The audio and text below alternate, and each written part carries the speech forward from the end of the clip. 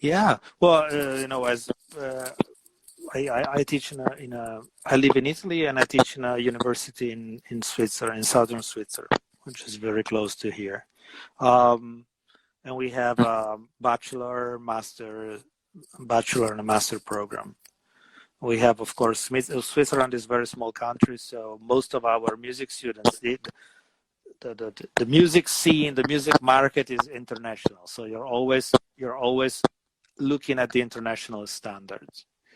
There are no borders in music in general. So we have a lot of students coming from all over the world, uh, including the guitar students, of course. What I'm looking for, what is most important for you, this is difficult to say. I would say uh, it is important for me to know that I can be useful to somebody. So uh, I, when I accept, we have a limited number of places every year for new students. Whomever I accept, I want to make sure that when he's working with me for 2 years or 3 years, uh, I will be able to give him something and to help him somehow. So sometimes I happen to hear in the auditions, I hear incredible players, like fantastic guitar players, brilliant young musicians that are already almost at the professional level or at a professional level. But sometimes I realize they don't need uh, they don't need to they don't need to study with me to study anymore, or it's just they have a they have a their view of music, their musical ideas are probably not gonna work with the way I approach music.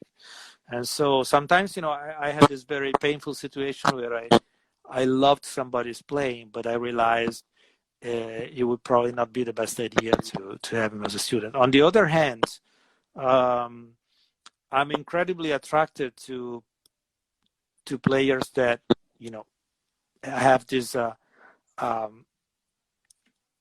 have their heart full of music, and maybe they've got technical issues like we all have. Maybe they've got they need to develop their musical skills or their instrumental skills, but you can see that there will be really a way to work with them in a profitable way to work together.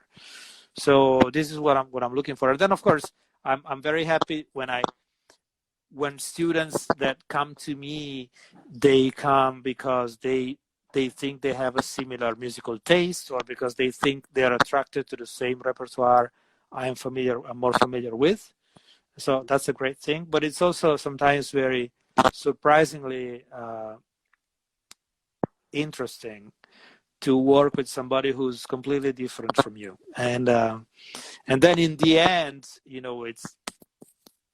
it's you find a compromise, and in the end, after 2 years or 3 years, you realize that your own playing is a little closer to his playing, and his playing is a little closer to your playing. So what I try not to do, and then of course my students, if they were here, they probably could tell you, oh, this is not true, but I think it's true.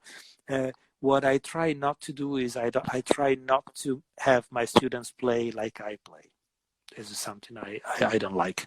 So I try not to tell, this is the way you should do it. I try to give them options. I try to, show what their possibilities are. I try to help them to develop their own musical ideas, and also I try to give them the tools to understand whether their musical ideas are acceptable or not. This is what I try to do. Yeah, thank you. Yeah.